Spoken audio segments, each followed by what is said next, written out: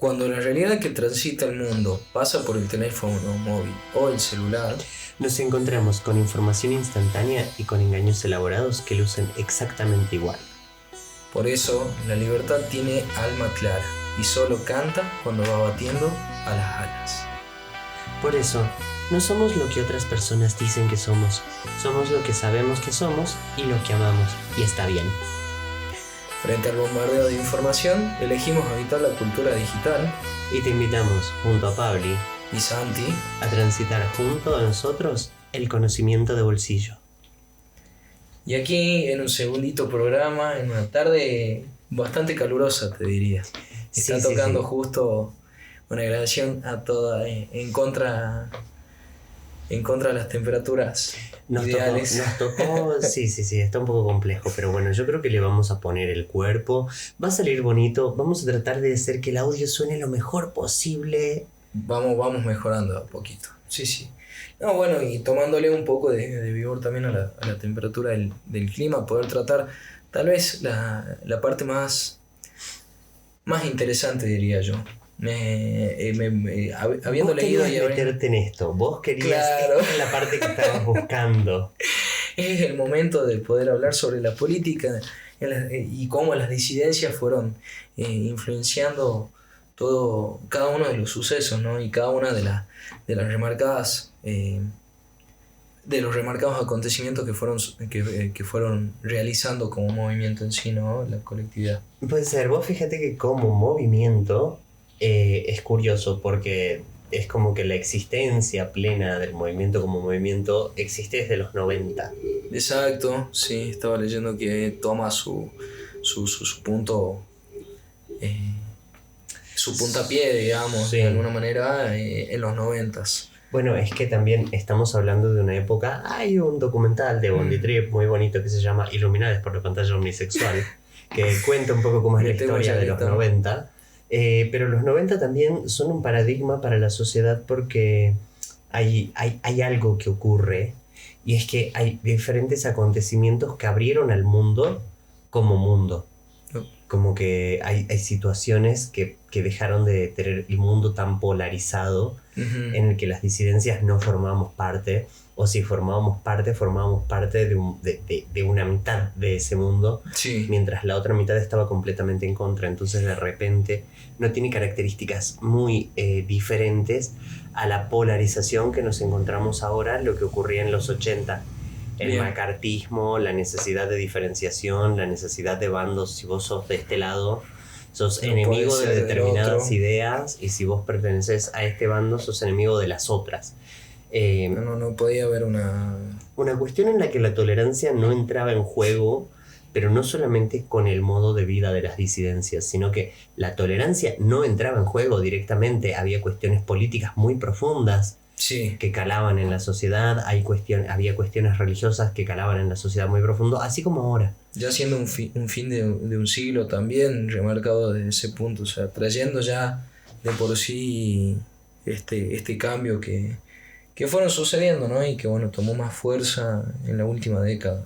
Puede ser, pero mira, los 90 tuvieron como una apertura. Sí, una apertura en donde había cosas, no sé, se cayó el muro de Berlín, ya no estábamos teniendo las mismas discusiones y ya no, los grandes discursos habían caído.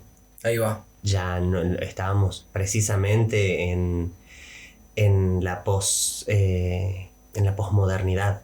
Se había terminado el concepto de la modernidad del que hablábamos el programa pasado, cuando yo te hablaba de los estados modernos, sí, que son las constituciones nacionales de los 1800, 1900, y todas estas cuestiones dejan de tener el peso que tenían. Hoy en día está reviviendo muy fuertemente la cuestión de la polarización social. Sí. Pero en los 90 esta polarización social en algún momento como que se diluyó. La globalización diluyó esa polarización social, la perestroika diluyó esa polarización social. O sea, Rusia se abrió, Estados Unidos y Rusia se llevaban bien, entonces Bush padre y Mikhail Gorbachev se llevaban increíble y salían en fotitos juntos, y hubo un tiempo de paz en lo que hoy conocemos como Gaza e Israel. Es como que muchas de las cosas que hoy en día vuelven a estar en conflicto durante los 90 tuvieron como un momento de cese de fricciones, como un momento de tolerancia, y ese momento de tolerancia permitió a otras formas de sentir, de vivir o de existir, otras identidades, poder encontrarse en este nuevo mundo que se proponía, ¿no? Obvio. Que hoy descubrimos que, bueno, nada, no funcionó como esperábamos. Creo que no lograron cuando dijeron de que, bueno, volvimos a vivir en los 90. Estamos en los 90 nuevamente, pero... Bueno, a diferencia de los 90, bueno, podemos decir que acá, al menos en Argentina, ¿no? En Buenos Aires, se realizó en el 92 la primera marcha del orgullo, que fue un evento trascendental, sí, en donde alrededor de 300 personas se movilizaron, siendo obviamente el contexto de que, bueno, o sea, muchos participantes en sí trataban de llevar máscaras para no ser reconocidos por una cuestión. No, pero que a diferencia de hoy en día, bueno, ya vos decís una multitud mucho más... Lo que pasa es que esas cosas que vos estás narrando podían ser causal de despido. Vos podías estar de repente en una marcha de esas características y el otro día enterarte que en tu laburo no te quieren porque das mala imagen, mal aspecto, porque la sociedad no lo ve bien y perjudicas la marca, ponele. Claro. No, bueno, es a partir siempre de poder uno mostrarse consciente y, bueno, consolidado también con la idea y con el activismo que uno quería tener. Bueno, vos fíjate que justo estabas mencionando esto de las marchas del orgullo. De entre la primera marcha del orgullo hasta que se efectivizan algunos derechos pasan muchísimos años. En ese pase de muchísimos años hay muchas cosas que quedan latentes. ¿Por qué era necesario hacer una ley de identidad de género? Porque era la única forma de derogar todos los códigos contravencionales en donde por ponerte ropa que no coincidiera con tu sexo biológico no fueras a parar en un calabozo. O sea, literalmente por vestirte de determinada manera te llevaban. Exacto. Y estaba legislado, pero ni siquiera es la aportación de rostro. Y por parte yo creo que tiene que ver por la identidad que uno busca. Pero la aportación de rostro tiene que ver mucho con una cuestión también, si bien ambas tienen una raíz social, la aportación de rostro tiene que ver con algo que se supone que no se quiere exhibir socialmente. Uh-huh. Muchas veces había reglamentaciones específicas que decían: si vos ves un hombre vestido como mujer o ves una mujer vestida como hombre, tu obligación como funcionario de las fuerzas de seguridad es subirlos a la camioneta y ponerlos en algún lugar tipo... Donde toda la población no observe prácticamente. Claro, donde no te miren, en donde no esté esta identidad existiendo. Dios mío. Entonces, como que, bueno, nada, y además de eso es como que era toda esta cuestión correctiva. Sí. Por eso en las marchas del orgullo, las primeras marchas del orgullo, si bien son actos grandes de resistencia, también se tenían muchísimos recaudos, porque además, previo a eso, vos tenías todo lo que tiene que ver con el carnaval, ya que justo te sale ahí toda la cuestión del activismo travesti trans, que es como la resistencia más fuerte, cuando hablan de cumbia, copeteo y lágrimas, cuando hablan de lo que tiene que ver con la mística del carnaval. Por ejemplo, lo van a ver quien es salteña. Sí. Es un icono nacional, pero es de Salta. Claro. Bueno, eso en particular es muy loco, bueno, tomar en consideración estas personas que, bueno, siendo aún más acá en el norte, algo tan remarcado como la conservación de ideas, ¿sí, no? Y de principios muy, te diría, acordes a una creencia religiosa, a una, bueno, varias, en predominancia del catolicismo en sí, marcó de alguna manera esa caracterización, ¿no? de Loana, y así como, bueno, cualquier activista. Bueno, pero lo que pasa es que, mira, la Loana lo que tenía es que salteña, como muchas otras, porque el norte argentino exporta, así como nosotros en Argentina exportamos jugadores de fútbol, exportamos también travestis y trans. Y el lugar en donde estas identidades se crean con mayor frecuencia, increíblemente, son Salta, Jujuy, Tucumán y sobre todo en Salta. Claro, obviamente. Vos te vas a Buenos Aires y básicamente un porcentaje muy grande de las chicas trans o travestis que te vas a encontrar en los bosques de Palermo son salteñas. Ok. Bueno, mira, un dato bastante interesante, no lo tenía en cuenta. Y vos fíjate que todas estas leyes, por ejemplo, ¿no? Antes de que se legalice el matrimonio igualitario, se legalizó la zona de convivencia. La zona de convivencia es esto que permite, por ejemplo, el trabajo sexual en Palermo, en los bosques de Palermo. Claro. Y al mismo tiempo también luego con lo del matrimonio igualitario y después con la ley de identidad de género, vos fíjate que lo que había es un empuje muy grande porque estas activistas de aquel entonces, Sí. primero no tenían ningún miedo a la represión, entonces iban y sabían dónde vivía tal diputado o tal senador. Exacto, sí. Y se le plantaban enfrente, porque vos fíjate que hasta el día de hoy la expectativa de vida de las personas trans es extremadamente inferior a la expectativa de vida de cualquier persona en Argentina en general. Entonces vos, hoy en día creo que ya se extendió a la barrera de los 40, pero antes la expectativa de vida era de 30 años. Ok. Entonces, si vos tenés a una persona que ha sido perseguida por cómo se vestía, a una persona que ha sido expulsada de la educación formal porque tiene que sobrevivir y existir con un nombre y una apariencia con la que no está de acuerdo. Y a eso vos sumale que la exclusión dentro de la sociedad y la marginación era de tales características que la expectativa de vida de esas personas se reducía a la mitad de lo que cualquier otra persona en Argentina, cuando menos, no tendrían ningún miedo de ir a enfrentarse a cualquier político si de todos modos están expuestas a la violencia sistemática todos los días.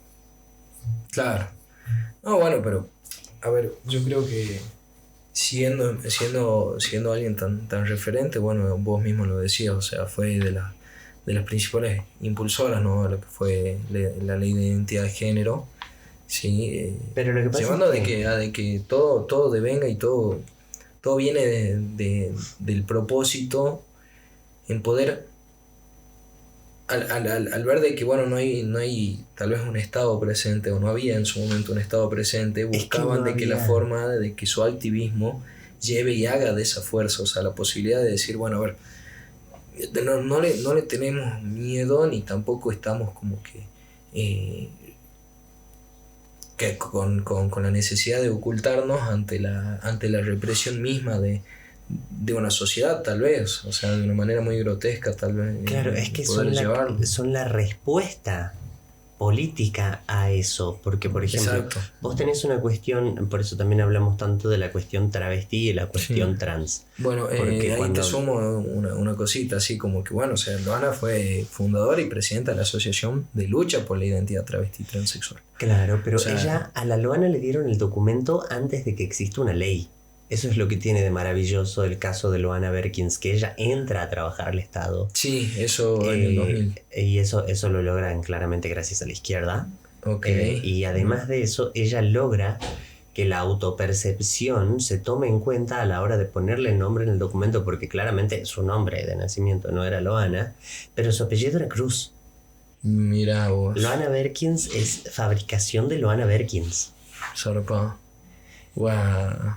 Y un poco también tiene eso toda la comunidad LGBT, ¿no? Esta cuestión de renegar de lo impuesto. La gente, la comunidad LGBT tiende a renombrarse muchísimo. Sí. Pero también dentro de ese renombre que tiene tanto que ver con la cuestión identitaria, te puedo decir dos cosas específicas. Una es, por ejemplo, la cuestión travesti tiene que ver con, primero, una cuestión relacionada con una condición social. Sí. La travesti, la traba, está relacionada con la marginalidad, está relacionada con el barrio y con el barro. Sí. Entonces, esas son cuestiones que tienen que ver ese dejo de masculinidad, de no negación de esta casi no binarización de la identidad, es lo que tienen muchas travestis.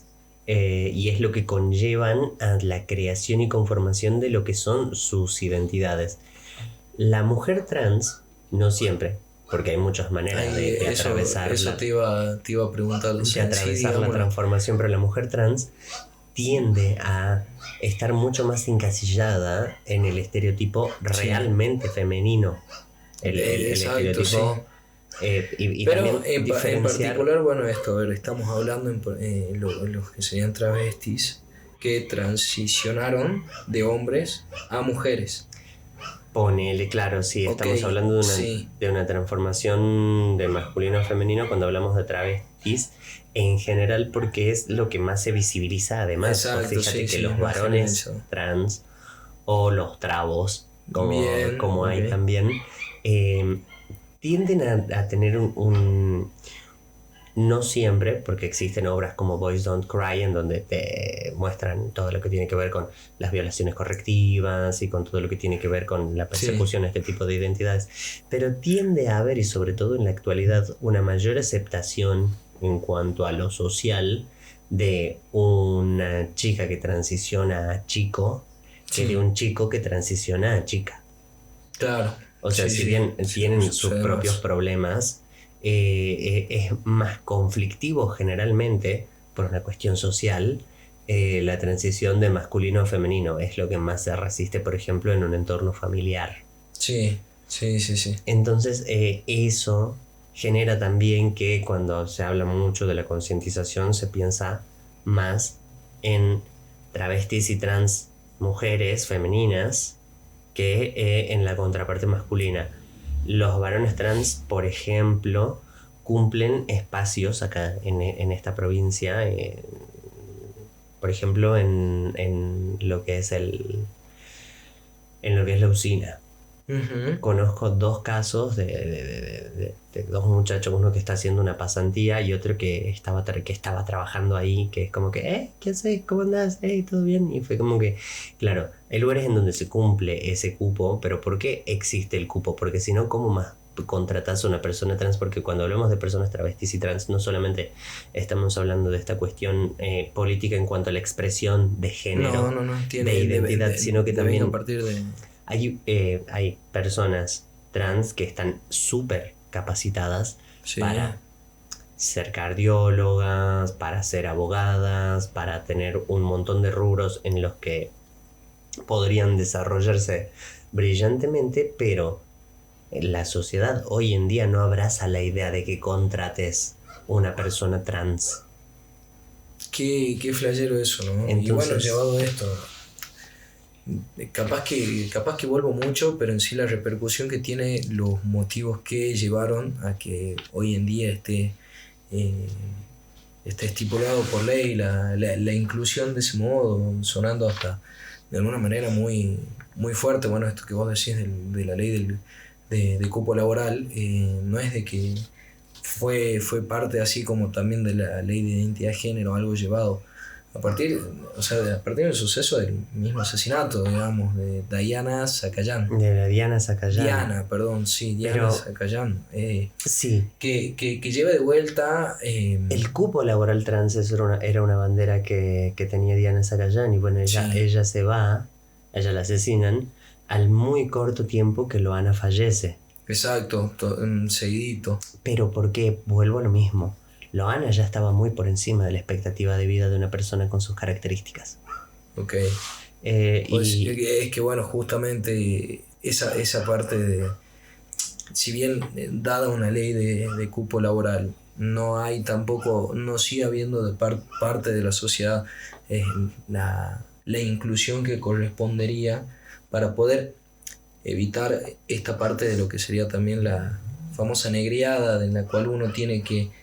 es que en realidad el problema no es como que exponerse al poder a poder trabajar, al poder progresar, pero a partir de qué, de los medios que quedan disponibles. Mira, ¿cuál es el problema? Más allá de la situación de marginalidad de las personas trans, la aplicación del cupo laboral trans está directamente relacionado con que es la única forma en la que esta población consiga trabajo, porque de lo contrario, socialmente está totalmente demostrado que no se los contrata, no se las contrata. Entonces, a pesar de que 1% que suena tan ruidoso y suena tan... Sí. sirve en realidad para cubrir una falencia que tiene que ver con que hay una sociedad que se ha educado con que esto está mal y que claramente eso no es que se trabaja de un día para el otro. De repente existe la ley de identidad de género y hay un montón de personas que la discuten o la ponen en tensión porque sienten que esto avasalla su derecho a poder tratar a las otras personas de una manera en la que a las otras personas las pueda dañar. Claro. O sea, es como, no, yo no quiero reconocer que vos te cambiaste de género. Yo quiero que vos te mueras de la manera en la que naciste porque si no me explota la cabeza y me enojo un montón. No sigue siendo ningún tipo de pretexto o excusa, digamos, bueno, que eso suceda. Pero esa es la queja. Sí. Esa es la queja real. Sí. Totalmente. Y entonces, si vos te das cuenta de que la queja o la oposición ante la ley de identidad de género es esa, entonces imagínate de eso pasado a un ambiente laboral, privado o público. Claro, no hay lógica en el hecho de pensar de que será por el siglo, será por un condicionamiento de parte de la sociedad en sí, de algún otro tipo de imposición ideológica. Es que es una imposición ideológica. Transicionar no está bien visto. No. Nunca lo está. Y de hecho por eso pero que llega el punto o sea, de que, bueno, mismo creo que da lugar también a remarcar algo que está haciendo que está haciendo una discusión pública, lo sigue siendo, lo fue, y ahora mal visto desde siempre el hecho de las ESI, ¿no? En las escuelas, en los primarios, o sea, a ver, si bien puedes escuchar de personas aún más grandes, ¿sí? 50 y 60, vos te das algún tipo de idea en donde no... Lo que ocurre con la ESI... Con una gran diferencia de edad generacional, te das con que, bueno, no sé, yo si me pongo a acordar, tuve una o dos como mucho capacitaciones o bueno, bien, charlas, clases de ESI en el secundario. En el secundario tuve clases de ESI, pero no se llamaba ESI precisamente. No somos de la... Había como... Ahora sí me puedo abarcar a tu época, no somos de la época en la cual se llamaba ESI la educación sexual. No, pero nos brindaban como una suerte de orientación, pero también dependía mucho y sigue dependiendo mucho del docente. Entonces de repente vos tenés un docente al cual determinadas teorías o determinadas cuestiones o determinadas leyes no le gustan, lo más probable es que te lo enseñe de manera sesgada, o si la línea o la bajada de línea del colegio es: no vas a aprender la ESI completa, yo decido cuáles son las páginas que pasan, que además en instituciones privadas es como que está totalmente legal poder hacer eso. Exacto. Yo no quiero que leas esta parte, no la vas a leer, lo siento mucho.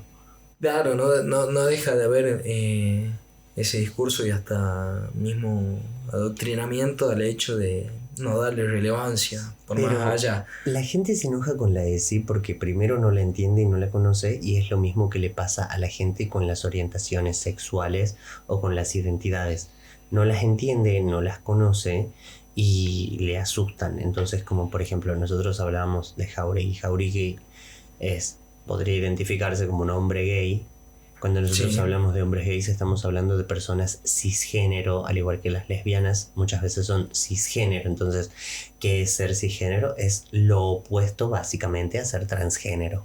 Bien. Cuando hablamos de trans hablamos de travestis, que son estas personas que mantienen de alguna manera el no binarismo en su transición de lo masculino a lo femenino. Sí. Que es una categoría política. Después tenemos a las personas trans que pueden ser transgéneros o pueden ser transexuales, y eso es una fina línea en donde... Para saber determinar cuál es cuál. Claro, y la fina línea tiene que ver directamente con intervenciones. Bien. Intervenciones de corte quirúrgico. Más allá de eso, una persona transgénero y una persona transexual no tienen alguna otra diferencia, porque el género y el sexo, una vez que está digamos que completa la transición, porque hay algunas personas trans que no tienen la necesidad, su género se manifiesta como femenino y no tienen la necesidad de realizar algún tipo de intervención quirúrgica. Realizar algún tipo de intervención quirúrgica, y su expresión de género es clara. Sí. Pero las intervenciones o los estándares que se aplican a las personas, porque además también está eso, sí. Cuando sos una chica trans hay determinados estándares que se aplican, que es lo que se espera de una chica trans. Vos de una chica trans esperás que tenga la exuberancia de una mujer curvilínea, la delgadez de una mujer delgada, y rasgos femeninos exageradamente femeninos. Es como lo que se busca. Y también existe, por ejemplo, dentro de las expresiones de no binarismo o las expresiones de manifestaciones más bien políticas, existe lo que es el drag.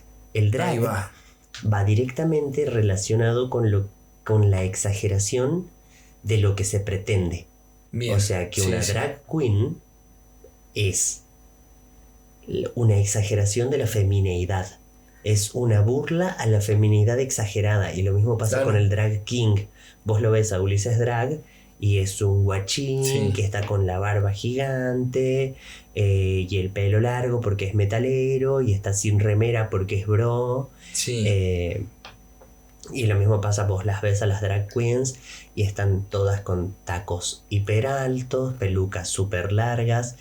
Maquillajes. Claro, pero porque es una puesta en escena, es una performatividad exagerada y desmedida de lo que la sociedad espera o entiende de la femineidad o la masculinidad. Sí. Ahí me llama mucho la atención, también en cómo llevan, bueno, pues creo que lo que consumí de drag es la RuPaul Drag Race. Haber podido ver esta relación muy grande con el arte, ¿no? Con ser artistas, con ser también porque es performático.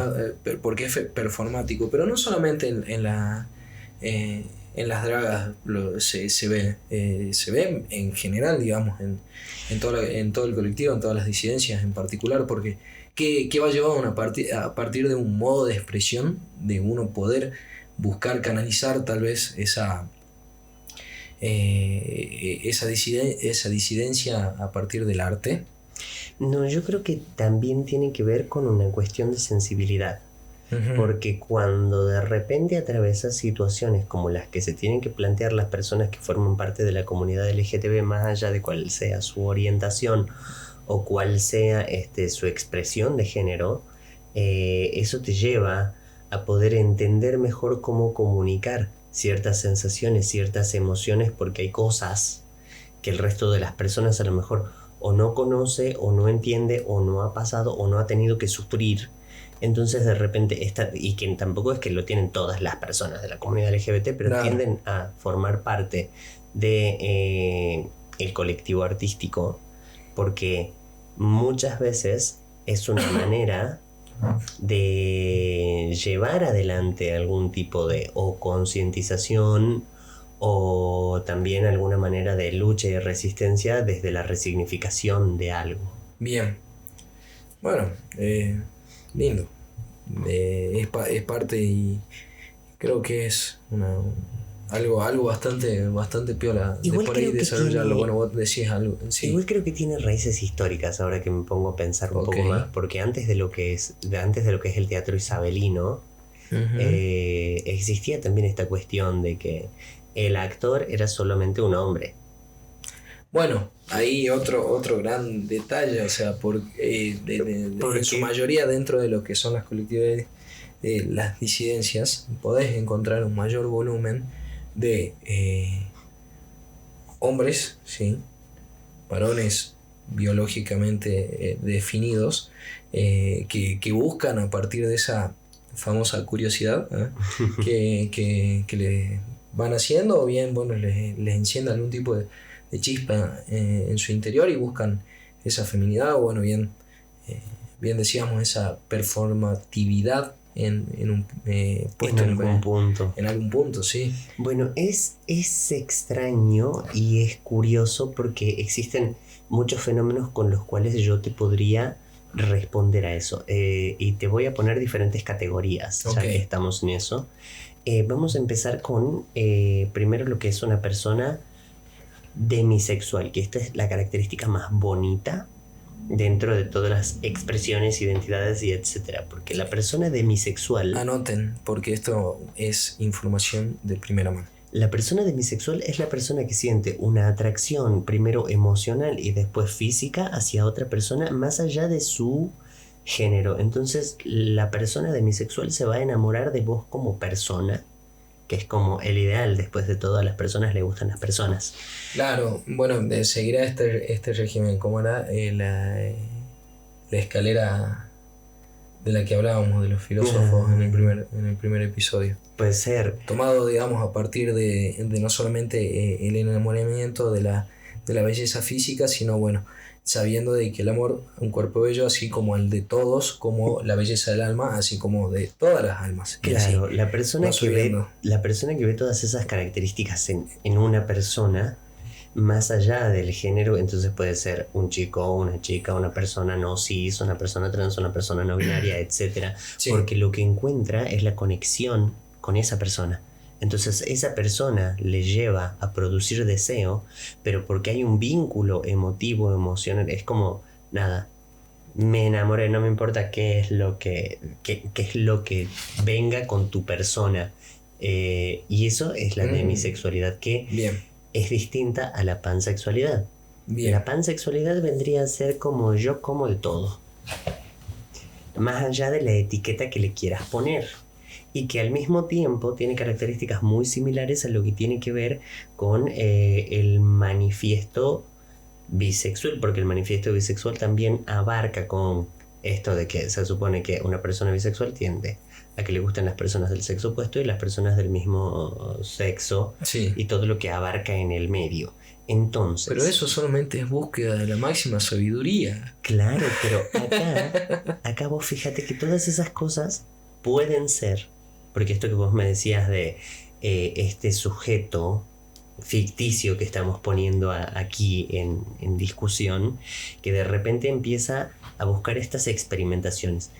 Puede ser porque sea parte de cualquiera de todas estas identidades que te dije, ya sea un muchacho que se enamoró y es demisexual, un muchacho que de repente se dio cuenta que puede comer de todo y le gusta, y que puede ser tanto pansexual como bisexual.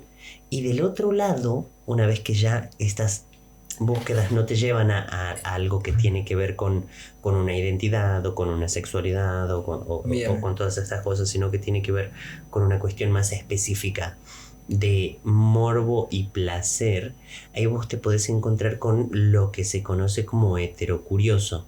Bien. Y también con el bot sex y con un montón de otros intermedios que hay, porque hay como que una delgada línea entre sí. Pero bueno, vos decís en sí, entre el demisexual y el pansexual es como que... Pero porque al mismo tiempo se aceptan dentro de esta búsqueda de la que hablamos, sí, dentro del... Bueno, a ver, yo me replanteo. El que no se replantea porque tiene claro qué es lo que quiere, lo que tiene es una cuestión sexual que no coincide o no se identifica, sí, con lo que performa o vive en su vida real. Y acá no estamos hablando, por ejemplo, de un gay de closet. Un gay de closet es un tipo que ama a otro tipo, que sabe, sí, que en el fondo es gay, pero que sin embargo puede fingir vivir una vida heterosexual y tener hijos, relaciones y un montón de cosas solamente para mantener las apariencias, mientras que el amor de su vida se encuentra o en la ciudad vecina, o era el mejor amigo, o claro, era este supuesto familiar que nadie sabe de dónde salió. Son cosas distintas. Sí, sí. Porque ahí estamos hablando de directamente un gay de closet, un tipo que sabe cuál es su sensación, cuál es su emoción, pero que sin embargo por apariencias vive una vida acorde a los estándares que la sociedad demanda. Digamos. Claro. Ahora, los que tienen todas estas otras crisis y pueden devenir desde demisexuales hasta pansexuales y bisexuales, abrazan la idea de repensarse y decir, bueno, quizás yo soy esto, quizás yo soy lo otro, quizás o quizás no, pero me permito pensarlo porque hay algo latente, porque además la sexualidad es un espectro, ¿no? Sí, Nadie es 100% homosexual y nadie es 100% heterosexual, a pesar de que existen homosexuales que dicen ser heterofóbicos y hay heterosexuales que dicen ser homofóbicos. Exacto. A pesar de la existencia de estas personas que tienen estos fundamentalismos extremos, hay un parámetro y además eso es cultural. Claro. Como para que desde el vamos. Y por eso cuando digo que es cultural, hablo de estos tipos que se identifican como heterosexuales y que no son gays de closet. Ellos no se van a enamorar de otro tipo. Ellos no van a amar a otro tipo. Ellos pueden compartir. Exacto. Ellos pueden compartir sexualmente un encuentro con muchas diferentes posibles características, en donde puede ser una cuestión más parecida a lo griego y a lo romano, en donde de repente se frotan entre ellos, o puede ser una cuestión en donde tenga características específicas y exclusivas de lo que se entiende como relaciones gays, en donde existe la penetración y existen estos roles, o también pueden ser personas que simplemente dentro de esa curiosidad quieran experimentar o les llamen la atención ciertas disidencias en específico, porque además también entra otro fenómeno. El heterocurioso, por ejemplo, tiene la posibilidad de esta curiosidad manifestarla hacia lo masculino o esta curiosidad manifestarla hacia lo femenino en maneras muy diferentes. Bien. Porque puede ser una atracción de un hombre hacia hombres masculinos, específicamente de una manera sexual no vinculativa, como puede ser que le interese de separar lo emocional, digamos. Claro, como que lo emocional en realidad literalmente no existe, porque por eso es hetero. Exacto. Porque no hay una cuestión romántica. Exacto. Ahora, lo mismo puede ocurrirle, románticamente o no, con una femineidad. Entonces vos tenés una persona trans, una chica trans, que es como muy como, bueno, eso tiene que ver con que te interesan o te gustan las mujeres. Entonces ves la femineidad de una chica trans, que muchas veces es la manifestación de lo que se espera de una mujer en cuanto a físico o en cuanto a apariencia o en cuanto a forma de ser. Entonces, bueno, nada. Las mismas actitudes, acciones de esa persona. O también puede haber una persona no binaria que de repente tiene muchas características femeninas más allá de un montón de otras cosas, y entonces el heterocurioso puede llegar a tener cierta inclinación sexual en la que tiende a querer ver qué onda con esto que le llamó la atención. Distinto es cuando hay algo ahí. Porque cuando ya hay algo ahí, ya no sos heterocurioso, bro. Ya cuando te enamoraste de la... Claro, ahí está, metés de alguna manera las emociones, la disposición a de que te haga ruido, pero no un ruido de simple hecho, tal vez una calentura, sino ya va por una cuestión mucho más interna, más personal. Claro, tiene que ver con una cuestión en donde ya efectivamente el corazón sí interviene más allá de lo sexual. Claro, exactamente. Lo sensitivo ya se vuelve piel. Claro. Va derecho ahí, ok. Entonces como que... Y tiene también que ver con una manera de vincularse con el mundo y de vincularse con el otro. Porque un hombre que se considera heterocurioso, que de repente se junta con otros hombres a tener prácticas, no sé, masturbaciones, qué sé yo, cosas así. No quiero ser demasiado gráfico, es un podcast. Pero suponete, tenés estos casos en donde de repente lo que hacen es pensar o compartir experiencias o esas cosas, no deja de ser una práctica fraternal masculina en donde bros están teniendo esta práctica. No es que... Para reafirmar nuestra masculinidad. Claro, no es que alguno realmente sienta pasión en eso. Cuando hay pasión, cuando hay un deseo, cuando hay algo más, cuando hay una atracción, ahí ya estamos hablando de una persona que quizás sí está reprimiendo su verdadera orientación, porque de repente cuando... Es en donde se siente pleno. No hay otra práctica en la cual se pueda... Todos nos damos cuenta cuando nos gusta una persona, a veces no siempre, pero cuando te das cuenta que te gusta una persona, sabes lo que se siente. ¿sabes? La sensación en el pecho, una revolución, exactamente, sí. O la las aceleración incomodidades, un montón tal de vez hay un montón de cosas. Nerviosismo, las famosas incomodidades maripositas raras, en la panza. las maripositas en la panza o también la sensación de aceleración, de, no sé, hay gente a la que le sudan las manos en esas situaciones. Yo me trabo. Hay gente, vos te trabas. Quiero que como que no puedo llegar a hablar bien y bueno, ahí empiezo así. Claro, bueno, todas esas manifestaciones. Como que quiero decir muchas cosas al mismo tiempo y no me sale nada. Así, Pero sí, bueno, esas manifestaciones, cuando la persona esta que se supone que tiene una curiosidad, las está teniendo con una persona en específico, ahí yo creo que ya pasamos a otro tipo de búsqueda. Sí. Y ahí ya no estamos hablando de un bicurioso, heterocurioso, heteroflexible. No estaríamos hablando de ninguna de esas cosas. Estaríamos hablando de una persona que ya puede encajar con todas las otras que te tiré primero. Y después, bien, para cerrar este momento informativo, súper informativo, está lo queer. Ok, bien. El queer dice que la sexualidad es performativa. Desde ese paraguas vos podés decir lo mismo que dice mucha gente, que no por jugar una noche al tenis te vas a convertir en un tenista. Ok, la sexualidad es performativa. Puede ser todo un atleta olímpico y va a ser mucho mejor, digamos. Totalmente abarcativo.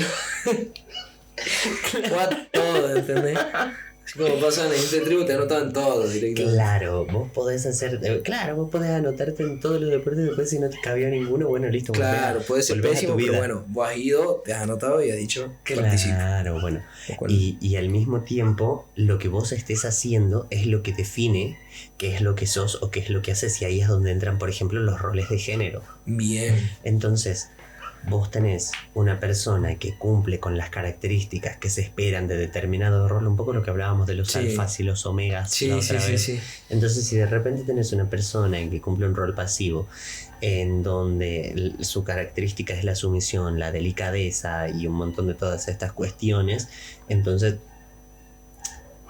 performativamente cumple el rol, y con esto le voy a dar el gusto a un montón de abuelas y madres, cumple el rol de la mujer de la pareja. Ok. Mientras que las actitudes que van por el otro lado cumplen el rol. Y lo mismo pasa con las parejas lésbicas. Y lo mismo pasa con las parejas. ¿Dónde es que se rompe este binarismo? Bueno, cuando se comparten las características queer desde los dos lados.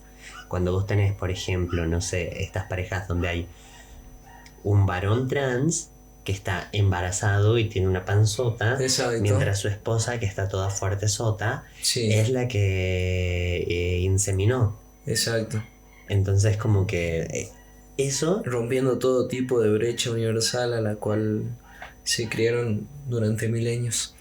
Igual. Y es curioso porque eso es queer, pero al mismo tiempo es heterosexual, porque si reducimos la sexualidad a la genitalidad... Claro. Entonces de repente X, claro, pero si lo reducimos tenemos genitales masculinos, genitales femeninos, indistintamente del género en el que se encuentren, biológicamente reproduciéndose. En lo inverso a lo cual ideológicamente. Pero es queer porque no cumplen los roles de género que se esperan, y por eso la sexualidad es performativa. Vos sos lo que haces. Bueno, y ahí dentro de esa performatividad sucede algo que no te digo que lo vi muy frecuente o seguido de alguna manera, pero con la libertad con la cual se puede llegar también a expresar en cierto modo, o bueno, se ve, ¿no? Con tener una pareja abierta, no cerrarse por ahí en la monotonía o en la misma monogamia, en el hecho de relacionarse y hasta esto. O sea, yo creo de que también como que va en una cuestión de cumplir roles, pero esos roles a veces mismo se da solamente cuando te relacionas con esa persona y después seguís tu vida normal, digamos. Bueno, va como que muy también... Es abarcativo, es todo parte del colectivo, o sea, como que no termina termina siempre devengando a lo mismo. Ahí entran categorías que tienen que ver con los roles específicos en el momento del encuentro. Por ejemplo, las personas que son crossdressers. Chango, ahora sí entiendo por qué se le llama colectividad, entonces, como que... Hay un montón de formas. Son derivadas y seguir derivando y seguir aplicando derivadas y va. Claro, esto que vos me decías tan específicamente del momento, del rol del momento, tiene que ver, por ejemplo, con la cultura de las personas crossdresser. Las personas crossdresser lo que hacen es ejercer un tipo de travestismo exclusivo o específico de la situación. Entonces vos lo vas a ver como un señor respetable en su casa, como un señor respetable en la vida, como un señor respetable en su trabajo, y en lencería femenina en el momento del encuentro. Ok. Entonces, volviendo a lo queer, muchas veces lo queer no tiene que ver con la expresión de género. Y la expresión de género es ¿qué soy yo? Sí. Después está todo lo demás que tiene que ver con diferentes prácticas, gustos, y lo que vos me decías, esto de las parejas abiertas. Bueno, una manera de deconstruir el amor romántico tiene que ver con el poliamor. Y el poliamor un poco trasciende muchas de las barreras, de las condiciones en las que... Porque ahora hablamos de etiquetas. Estas etiquetas son importantes porque sin estas etiquetas no hay leyes. No hay nada que te ampare ante una situación. Entonces, claro. Si no es una cuestión de parametrización, sino de definición en particular, digamos. De tipificación. Tipificación. Porque si yo no tengo tipificado qué es un gay, qué es una lesbiana, qué es un bisexual, qué es... si yo no lo especifico, la ley no lo contempla. Ok, ahí va. Si yo no puedo entender cuál es el parámetro, el espectro y los ámbitos, entonces yo no puedo crear una ley que se amolde a la protección de estas personas, porque mientras nosotros explicamos todo esto, hay un montón de gente que detesta o simplemente odia de que esto sea una posibilidad. ¿Por qué? Claro. Y porque te dijeron que no tenía que ser. De ahí hay personas que se niegan aún más porque la posibilidad les molesta, porque pensar la posibilidad les genera dudas. Sí, también existen, pero no le ocurre a todo el mundo. Hay personas que sienten rechazo genuino, real, pero porque de verdad les han instaurado que deben de rechazarlo. Y muchas veces poder salirse de esas convenciones es mucho más difícil porque son cosas que vienen incorporadas. Son cosas que vos cuando tenías 1, 2 o 3 años te dijeron. Claro. Y te lo reforzaron cuando tenías 5, y te lo reforzaron cuando tenías 8, y te lo reforzaron aún más cuando tenías 12. Y después viste lo que le pasaba a las personas que tenían estas características, por ejemplo, en el secundario. Y eso genera a esta cadena en la que existe este rechazo, cuando en realidad del otro lado no se le está haciendo daño a nadie, porque también nosotros estamos hablando de personas que tienen sentimientos hacia otras personas que se encuentran en características similares, o sea, tipo personas adultas, las cuales se encuentran en su pleno ejercicio de la libertad de poder vincularse o de poder revolcarse con quien quieran, ¿no? O sea, reafirmaban estas primeras bases, ¿no?, que sucedían de la definición del héroe, digamos, del amor en sí, el amor romántico, ese amor que uno busca o bien siempre trata en una pareja heteronormativa, ¿sí?, y monogámica, busca, que sin embargo termina siendo totalmente distinto a lo que se define o bien lleva en sí a su, ¿cómo decirlo?, como que a su factor común dentro de las disidencias, digamos. Y claro, el factor común dentro de las disidencias tiene que ver con el amor, básicamente, que es lo que los diferencia de los heteroflexibles, los bicuriosos, los estoy experimentando, los estoy confundido y demás. Es que hay una convicción firme de cariño, de amor, de creación de vínculos, los cuales no necesariamente tienen que ser ejemplo de lo sano, y una persona, por ser parte de la comunidad LGBT, es valiente por asumir su vida, pero eso no quiere decir que todos estén a favor ni de sus propios derechos. Se le llama comunidad o colectividad porque cuando se generan cuestiones como momentos de lucha y de disputa por derechos, se organizaron, formaron diferentes comitivas, organizaciones, pudieron agruparse. Y vos fíjate que ahí también está esta cuestión de qué es ser los homosexuales y cómo se dividen. Porque, Claro. por ejemplo, vos tenés los gays por un lado, que comparten una cultura en donde Lady Gaga, Madonna, Britney Spears, el rosa, el fashionismo y todas esas cosas convergen cuando de repente existen, no sé si YouTube se va a poner mucho la gorra con esto, pero bueno, nada, son terminologías que se utilizan cuando vos pensás en el puto o el marica. Claro, vos estás utilizando otras categorías porque el topu, porque no quiero que me bajen el podcast, tiene características sociales mucho más arraigadas al barrio, mientras que el marica tiene, o la marica tiene cuestiones mucho más vinculadas a lo que son la marginalidad. Entonces, vos cuando estás hablando, también estás hablando de incluso sujetos ideales desde lo que sería la sociología, en donde hablamos de, por ejemplo, el gay o el homosexual suele ser una persona formada, suele ser una persona instruida, suele ser una persona que se ve bien.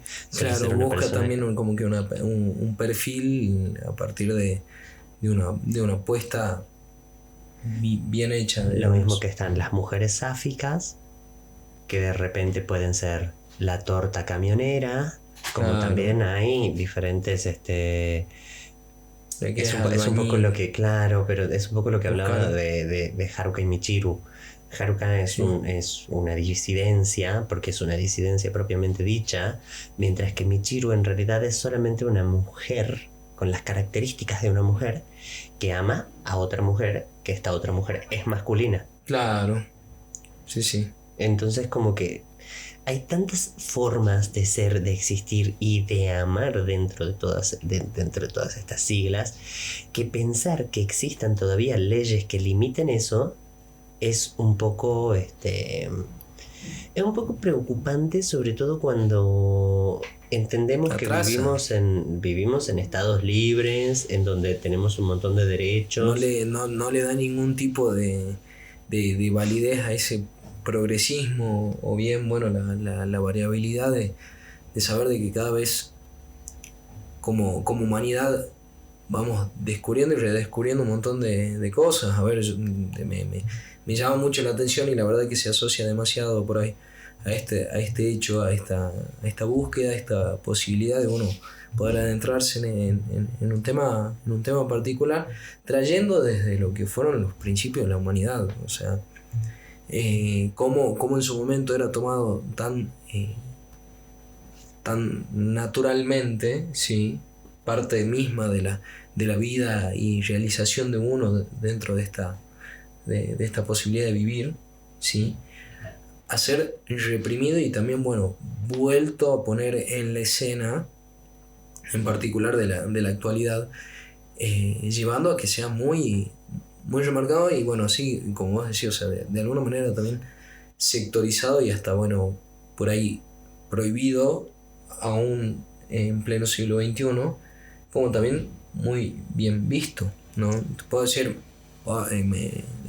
he tenido la posibilidad de ver así en grosso modo una puesta en escena nunca antes vista, ¿entendés? O sea, yo habiéndome criado acá en Salta, así, siendo una persona heterosexual, no teniendo mucho en sí ese tipo de vistas tan natural, digamos. En Brasil, por ejemplo, está llevado a otro nivel, ¿no? No tocó tampoco estar en Buenos Aires, por ejemplo. Buenos Aires tiene una de las marchas del orgullo más grandes del mundo, creo que es la quinta, mientras que Brasil tiene una de las zonas rosas más grandes del mundo también. Sí. Pero bueno, nada, es un poco también qué es lo que atraviesan las vidas de las personas estas, qué es lo que atraviesan también las existencias solamente por el gusto, ¿no? Por esa búsqueda. Porque cuando hablamos de búsqueda del placer, estamos hablando también de descubrimiento personal. Y cuando hablamos de descubrimiento personal, también hablamos de poder no limitarse solamente por conceptos. Estamos hablando de que si hay convenciones que no te están permitiendo explorar algo que hay dentro tuyo y que está buscando encaminarse, entonces definitivamente estamos por el camino equivocado. Claro. Porque no hay nada más triste que no permitirte sentir cuando muchas veces lo que le ocurre a estas personas llega a ser evidente incluso en el que está negado. Porque el que está negado suele ser de adolescente un bully y bulea a la persona a la que le interesa. O sea, no hay demasiada literatura al respecto. Sí. Y hay demasiados casos verídicos al respecto. Entonces vos de repente, no sé, cuando conoces a gente de la comunidad LGTB que ya está como más formada, aceptada y todo, vas a encontrar historias en las que, por ejemplo, han sido bullies o han sido stalkers de novias, chicos gays, claro, que han sido stalkers de novias porque claro, si no funciona con ella no va a funcionar nunca. Claro. Buscando ese... Estoy huyendo de esto que me está pasando y si esta persona no me ayuda yo pierdo la única oportunidad que me queda de no ser lo que soy. Muy loco. Muy loco y bueno, que pueda ser de ese modo también, ¿no? Lleva a que no haya una definición en particular, más no así compleja y que sea lo más abarcativa posible. O sea, como tiene su como que, no sé, tiene su punto a favor y tiene su lógica bien llevada y desarrollada de algún modo. El tema, bueno, va a depender de la persona en cómo uno lo vaya dilucidando de a poco y también se nutra o bien sea totalmente ignorante, ¿no? Depende, va a depender también de las ganas de descubrimiento. No todas las personas están preparadas para asumirse al mismo tiempo. Obvio.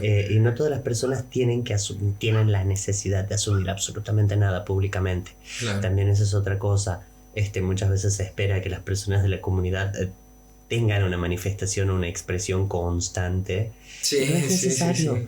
No le deben explicaciones a nadie. Lo que es importante es que hacia adentro se acepten, se quieran y se respeten. Totalmente. La verdad que bueno, maravilloso. Esto me pareció cada vez más interesante. Un tema en el cual soy completamente ignorante, ahora un poco menos. Y me lleva a estar a gusto, la verdad, escuchar. Y también, ¿no? Tener y cada vez poder conocer más al respecto. Y es un tema que tiene muchísima tela para cortar. Igual no se van a desligar de nosotros tan fácilmente. Todavía nos quedan 2 capítulos por delante. Sí, nos quedan 2 Pride capítulos, así que vayan preparándose porque no vamos a cambiar de tema. Bueno, supongo que así nos estaremos encontrando entonces en el próximo Pridecast. Así que Pridecast, no sé, suena raro el Pridecast. Pridecast.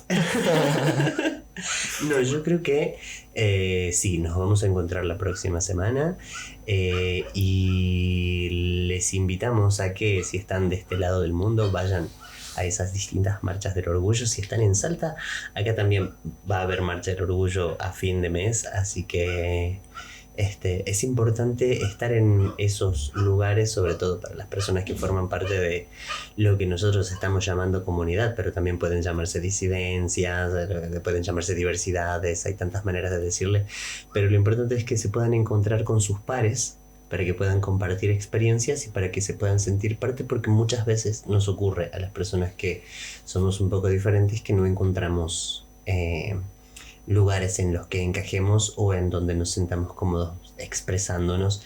Entonces de repente es una buena oportunidad